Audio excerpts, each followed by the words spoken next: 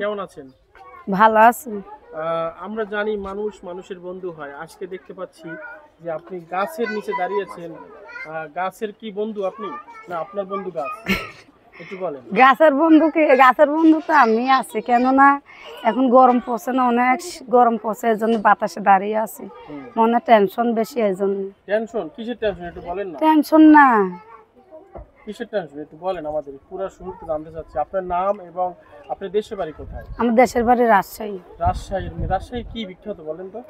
রাজশাহী থাকি আমরা, এখন থাকি ঢাকাতে। রাজশাহীর কি পাওয়া যায়? ভালো কি পাওয়া যায় বলেন? রাজশাহী পাওয়া যায়, কাঁচাগোল্লা পাওয়া যায়। কাঁচাগোল্লা? আর আর রাজশাহী কি আম? কোন তো ফজলি আম? ফজলি আম।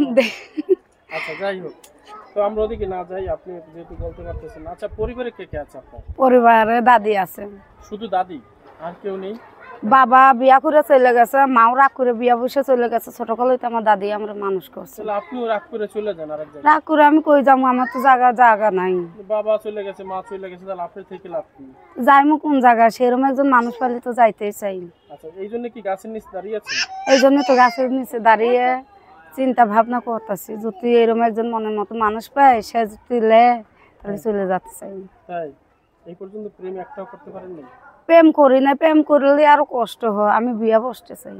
তো অনেক মেয়েরা তো প্রথমে প্রেম করবো, দেখবো, ঘুরবো, তারপরে বিয়ে বুঝবো। বলেন, এত হাসেন কেন আপনি? ওই কষ্টের মাঝে কি এত হাসি আসে? বলেন। কষ্টের মাঝে বলেন, আপনি বলেন। কষ্টের মাঝে তো না হাসলে কি মানুষ বাঁচা যায়? হাট বলক হয়ে তো মারা যাবো না। এই বয়সে যদি মারা যায়, স্বামী ছোঁয়া না পায়, তাহলে কেমন লাগবে? অকমারি হয়ে যাবো না। অনেক স্বামীর ভক্ত আপনি না? স্বামীর ভক্ত তো তখনই হব যে আমারে দেখবে, যে আমারে শুনবে, যে আমার দায়িত্ব নেবে। সেরকম একজন মানুষ পেলে তো স্বামীর ভক্ত হওয়া যায়। যাক, আপনি স্বামী ভক্ত হন, আমরা দোয়া করি। তো এই যে প্রোগ্রাম এসেছেন, আসলে এই প্রোগ্রামে আসলে কি ভালো মানুষ পাওয়া যায়? শুনি তো পাওয়া যায়। আমি আশা করি আল্লাহ যদি একজন ভালো মানুষ দেয়, সেরকম একজন মানুষ দাম তো অনেক কষ্টের মানুষ। এই কষ্টটার পাশে যদি একটা মানুষ পাই, তাহলে যতদিন আল্লাহ বাঁচাবে তাও একটু শান্তি পাবো। কষ্টই তো বড় হয়েছে।